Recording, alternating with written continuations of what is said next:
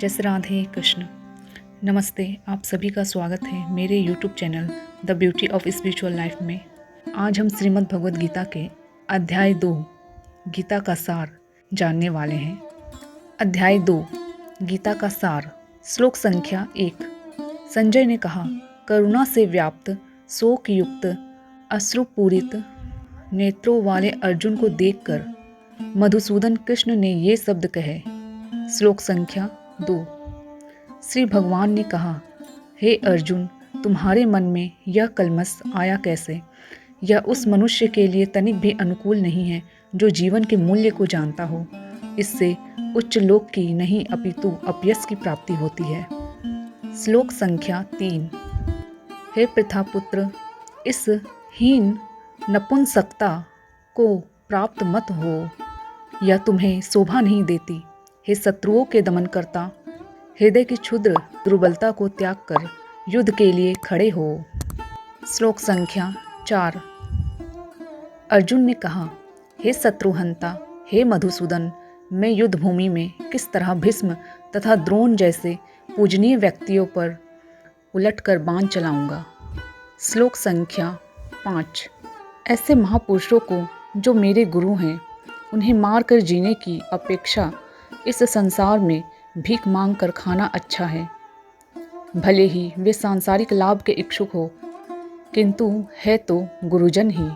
यदि उनका वध होता है तो हमारे द्वारा भोग्य प्रत्येक वस्तु उनके रक्त से सनी होगी। श्लोक संख्या 6। हम यह भी नहीं जानते कि हमारे लिए क्या श्रेष्ठ है, उनको जीतना या उनके द्वारा जीते जाना। यदि हम धृतराष्ट्र के पुत्रों का वध कर देते हैं तो हमें जीवित रहने की आवश्यकता नहीं है, फिर भी वे युद्ध भूमि में हमारे समक्ष खड़े हैं। श्लोक संख्या 7। अब मैं अपनी कृपण दुर्बलता के कारण अपना कर्तव्य भूल गया हूँ और सारा धैर्य खो चुका हूँ।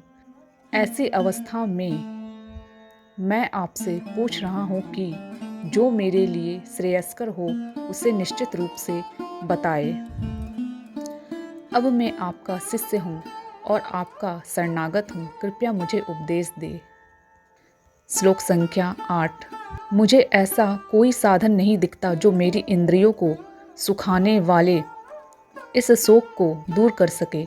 स्वर्ग पर देवताओं के आधिपत्य की तरह इस धन धान्य संपन्न सारी पृथ्वी पर निष्कंटक राज्य प्राप्त करके भी मैं इस शोक को दूर नहीं कर सकूंगा। श्लोक संख्या 9। संजय ने कहा, इस प्रकार कहने के बाद शत्रुओं का दमन करने वाला अर्जुन कृष्ण से बोला, हे गोविंद, मैं युद्ध नहीं करूंगा, और चुप हो गया। श्लोक संख्या 10। हे भरतवंशी धृतराष्ट्र, उस समय दोनों सेनाओं के मध्य शोकमग्न अर्जुन से कृष्ण ने मानो हंसते हुए ये शब्द कहे। श्लोक संख्या 11। श्री भगवान ने कहा, तुम पांडित्यपूर्ण वचन कहते हुए उनके लिए शोक कर रहे हो जो शोक करने योग्य नहीं है। जो विद्वान होते हैं वे ना तो जीवित के लिए ना ही मृत के लिए शोक करते हैं। श्लोक संख्या 12। ऐसा कभी नहीं हुआ कि मैं ना रहा हूँ या तुम ना रहे हो अथवा ये समस्त राजा ना रहे हो, और ना ऐसा है कि भविष्य में हम लोग नहीं रहेंगे। श्लोक संख्या 13। जिस प्रकार शरीरधारी आत्मा इस वर्तमान शरीर में बाल्यावस्था से तरुणावस्था में और फिर वृद्धावस्था में निरंतर अग्रसर होता रहता है, उसी प्रकार मृत्यु होने पर आत्मा दूसरे शरीर में चला जाता है। धीर व्यक्ति ऐसे परिवर्तन से मोह को प्राप्त नहीं होता। श्लोक संख्या 14। हे कुंती पुत्र, सुख तथा दुख का क्षणिक उदय तथा कालक्रम में उनका अंतर्धान होना सर्दी तथा गर्मी की ऋतुओं के आने जाने के समान है। हे भरतवंशी, वे इंद्रिय बोध से उत्पन्न होते हैं और मनुष्य को चाहिए कि अविचल भाव से उनको सहन करना सीखे। श्लोक संख्या 15। हे पुरुष श्रेष्ठ अर्जुन, जो पुरुष सुख तथा दुख में विचलित नहीं होता और इन दोनों में संभाव रहता है वह निश्चित रूप से मुक्ति के योग्य है। श्लोक संख्या 16। तत्वदर्शियों ने यह निष्कर्ष निकाला है कि असत भौतिक शरीर का तो कोई चिरस्थायित्व नहीं है, किंतु सत आत्मा अपरिवर्तित रहता है। उन्होंने इन दोनों की प्रकृति के अध्ययन द्वारा यह निष्कर्ष निकाला है। श्लोक संख्या 17। जो सारे शरीर में व्याप्त है उसे ही तुम अविनाशी समझो। उस अव्ययी आत्मा को नष्ट करने में कोई भी समर्थ नहीं है। श्लोक संख्या 18। अविनाशी, अप्रमेय तथा शाश्वत जीव के भौतिक शरीर का अंत अवश्यंभावी है, अतः हे भरतवंशी युद्ध करो। श्लोक संख्या 19।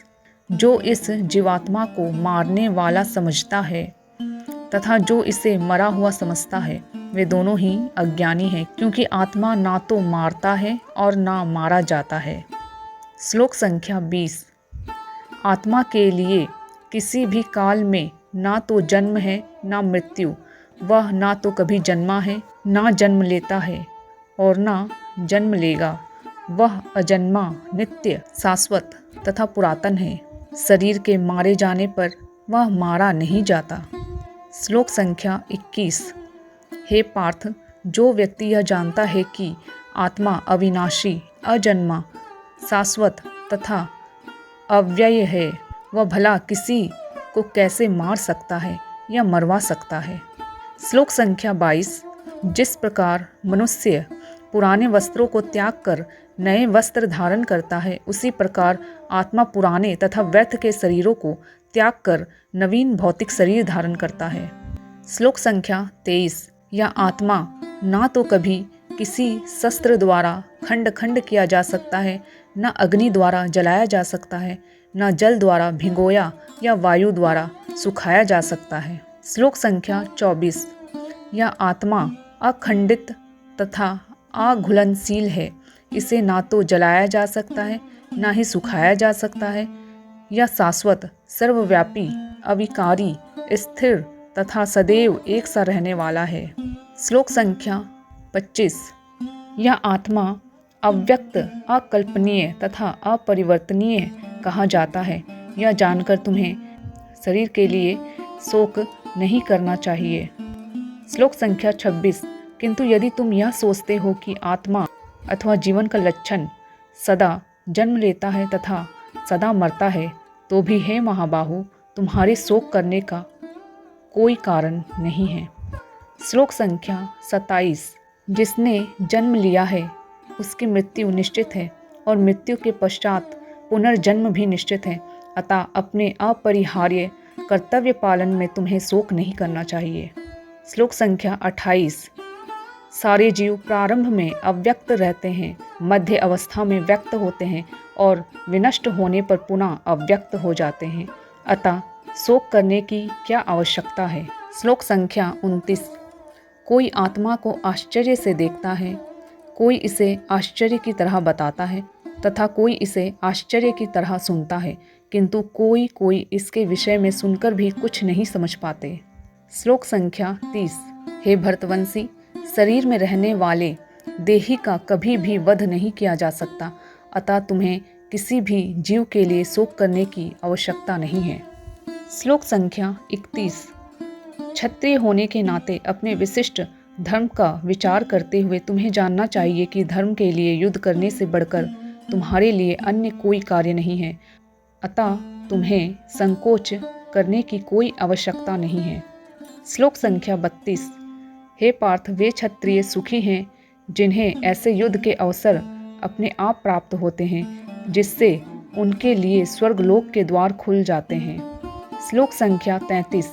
किंतु यदि तुम युद्ध करने के स्वधर्म को संपन्न नहीं करते तो तुम्हें निश्चित रूप से अपने कर्तव्य की उपेक्षा करने का पाप लगेगा और तुम योद्धा के रूप में भी अपना यश खो दोगे। श्लोक संख्या 34। लोग सदैव तुम्हारे अपयश का वर्णन करेंगे और सम्मानित व्यक्ति के लिए अपयश तो मृत्यु से भी बढ़कर है। श्लोक संख्या 35। जिन जिन महान योद्धाओं ने तुम्हारे नाम तथा यश को सम्मान दिया है, वे सोचेंगे कि तुमने डर के मारे युद्ध भूमि छोड़ दी है और इस तरह वे तुम्हें तुच्छ मानेंगे। श्लोक संख्या 36। तुम्हारे शत्रु अनेक प्रकार के कटु शब्दों से तुम्हारा वर्णन करेंगे और तुम्हारी सामर्थ्य का उपहास करेंगे। तुम्हारे लिए इससे दुखदायी और क्या हो सकता है। श्लोक संख्या 37। हे कुंती पुत्र, तुम यदि युद्ध में मारे जाओगे तो स्वर्ग को प्राप्त करोगे, या यदि तुम जीत जाओगे तो पृथ्वी के साम्राज्य का भोग करोगे। अतः दृढ़ संकल्प करके खड़े हो और युद्ध करो। श्लोक संख्या 38। तुम सुख या दुख, हानि या लाभ, विजय या पराजय का विचार किए बिना युद्ध के लिए युद्ध करो।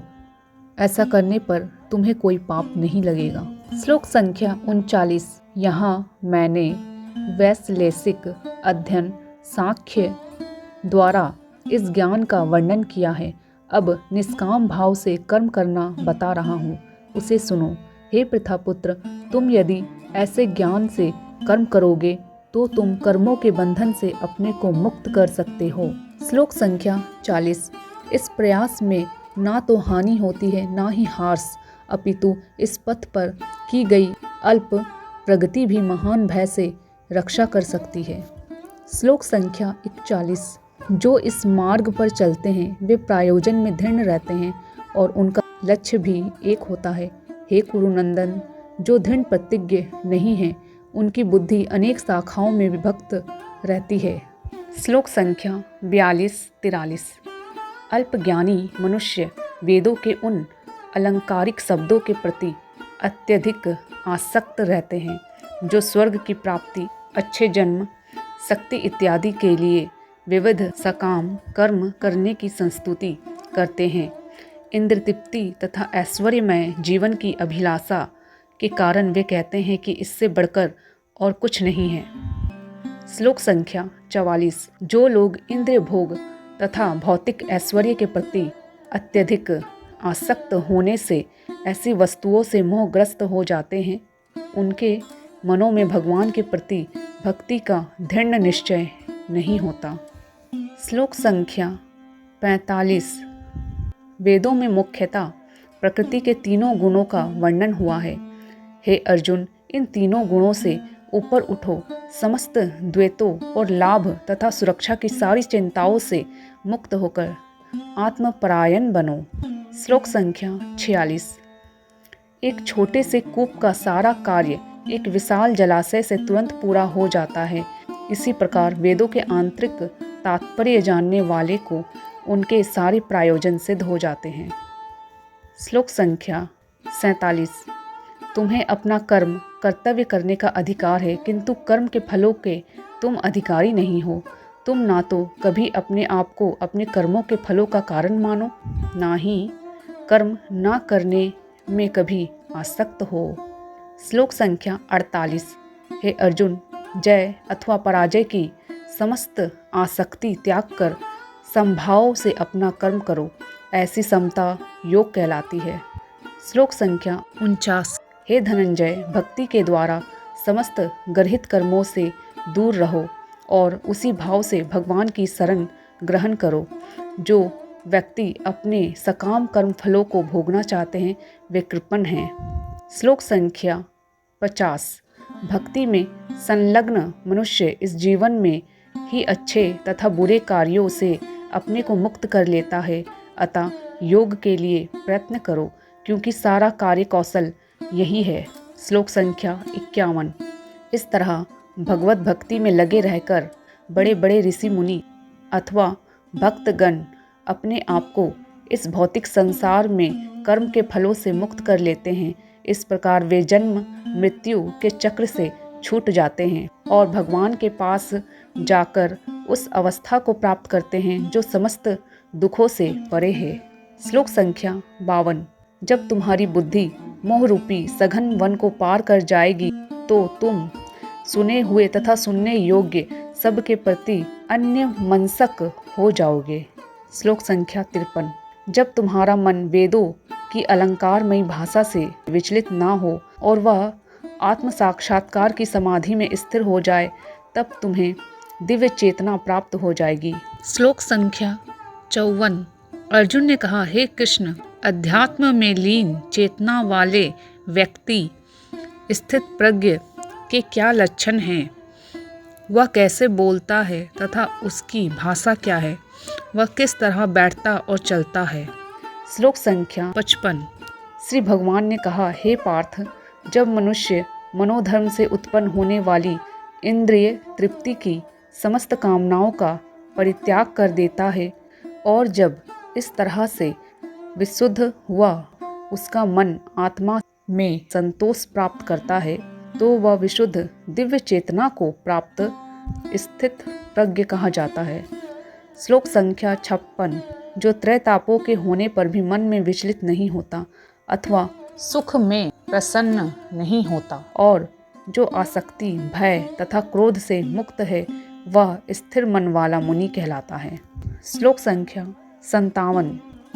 इस भौतिक जगत में जो व्यक्ति ना तो शुभ की प्राप्ति से हर्षित होता है और न अशुभ के प्राप्त होने पर उससे घृणा करता है, वह पूर्ण ज्ञान में स्थिर होता है। श्लोक संख्या 58। जिस प्रकार कछुआ अपने अंगों को संकुचित करके खोल के भीतर कर लेता है, उसी तरह जो मनुष्य अपनी इंद्रियों को इंद्रिय विषयों से खींच लेता है, वह पूर्ण चेतना में दृढ़तापूर्वक स्थिर होता है। श्लोक संख्या 59। देहधारी जीव इंद्रिय भोग से भले ही निवृत्त हो जाए, पर उसमें इंद्रिय भोगों की इच्छा बनी रहती है, लेकिन उत्तम रस के अनुभव होने से ऐसे कार्यों को बंद करने पर वह भक्ति में स्थिर हो जाता है। श्लोक संख्या 60। हे अर्जुन, इंद्रियां इतनी प्रबल तथा वेगवान है कि वे उस विवेकी पुरुष के मन को भी बलपूर्वक हर लेती है जो उन्हें वश में करने का प्रयत्न करता है। श्लोक संख्या 61। जो इंद्रियों को पूर्णतया वश में रखते हुए इंद्रिय संयमन करता है और अपनी चेतना को मुझ में स्थिर कर देता है, वह मनुष्य स्थिर बुद्धि कहलाता है। श्लोक संख्या 62। इंद्रिय विषयों का चिंतन करते हुए मनुष्य की उनमें आसक्ति उत्पन्न हो जाती है और ऐसी आसक्ति से काम उत्पन्न होता है और फिर काम से क्रोध प्रकट होता है। श्लोक संख्या 63। क्रोध से पूर्ण मोह उत्पन्न होता है और मोह से स्मरण शक्ति का विभ्रम हो जाता है। जब स्मरण शक्ति भ्रमित हो जाती है तो बुद्धि नष्ट हो जाती है और बुद्धि नष्ट होने पर मनुष्य भवकूप में पुनः गिर जाता है। श्लोक संख्या 64। किंतु समस्त राग तथा द्वेष से मुक्त एवं अपनी इंद्रियों को संयम द्वारा वश में करने में समर्थ व्यक्ति भगवान की पूर्ण कृपा प्राप्त कर सकता है। श्लोक संख्या 65। इस प्रकार से कृष्ण भावनामृत में तुष्ट व्यक्ति के लिए संसार के तीनों ताप नष्ट हो जाते हैं और ऐसी तुष्ट चेतना होने पर उसकी बुद्धि शीघ्र ही स्थिर हो जाती है। श्लोक संख्या 66। जो कृष्ण भावनामृत में परमेश्वर से संबंधित नहीं है, उसकी ना तो बुद्धि दिव्य होती है और ना ही मन स्थिर होता है, जिसके बिना शांति की कोई संभावना नहीं है। शांति के बिना सुख हो भी कैसे सकता है। श्लोक संख्या 67। जिस प्रकार पानी में तैरती नाव को प्रचंड वायु दूर बहा ले जाती है, उसी प्रकार विचरणशील इंद्रियों में से कोई एक जिस पर मन निरंतर लगा रहता है, मनुष्य की बुद्धि को हर लेती है। श्लोक संख्या 68। अतः हे महाबाहु, जिस पुरुष की इंद्रियां अपने अपने विषयों से सब प्रकार से विरत होकर उसके वश में है, उसी की बुद्धि निसंदेह स्थिर है। श्लोक संख्या 69। जो सब जीवों के लिए रात्रि है, वह आत्मसंयमी के जागने का समय है, और जो समस्त जीवों के जागने का समय है, वह आत्मनिरीक्षक मुनि के लिए रात्रि है। श्लोक संख्या 70। जो पुरुष समुद्र में निरंतर प्रवेश करती रहने वाली नदियों के समान इच्छाओं के निरंतर प्रवाह से विचलित नहीं होता और जो सदैव स्थिर रहता है, वही शांति प्राप्त कर सकता है, वह नहीं जो ऐसी इच्छाओं को तुष्ट करने की चेष्टा करता है। श्लोक संख्या 71। जिस व्यक्ति ने इंद्रिय तृप्ति कि समस्त इच्छाओं का परित्याग कर दिया है। जो इच्छाओं से रहित रहता है और जिसने सारी ममता त्याग दी है तथा अहंकार से रहित है, वही वास्तविक शांति को प्राप्त कर सकता है। श्लोक संख्या 72। यह आध्यात्मिक तथा ईश्वरीय जीवन का पथ है, जिसे प्राप्त करके मनुष्य मोहित नहीं होता। यदि कोई जीवन के अंतिम समय में भी इस तरह स्थित हो तो वह भगवद धाम में प्रवेश कर सकता है। इस प्रकार श्रीमद् भगवद गीता के द्वितीय अध्याय गीता का सार का भक्ति वेदांत तात्पर्य पूर्ण हुआ। इस अध्याय को पढ़ने में मुझसे जाने अनजाने कोई गलती हो गई हो तो मैं श्री कृष्ण जी, माता राधा, श्रीला प्रभुपाद एवं मेरे सभी यूट्यूब व्यूअर से मैं क्षमा चाहती हूँ। मिलते हैं अगली वीडियो में। आप सभी का धन्यवाद। जय श्री राधे कृष्ण।